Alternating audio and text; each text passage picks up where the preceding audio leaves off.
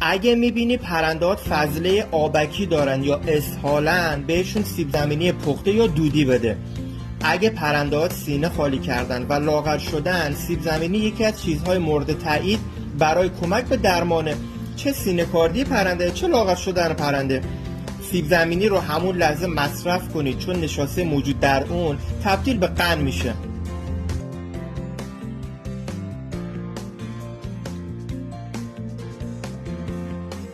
ویتامین آ یکی از مهمترین ویتامینی که برای بقای پرنده واقعا لازمه. اگر میخوای به پرنده ویتامین آ بدی، از هویج استفاده کن.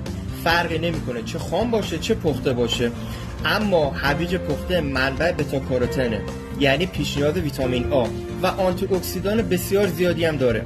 میزان جذب بتا کاروتن در هویج پخته بسیار بالاست.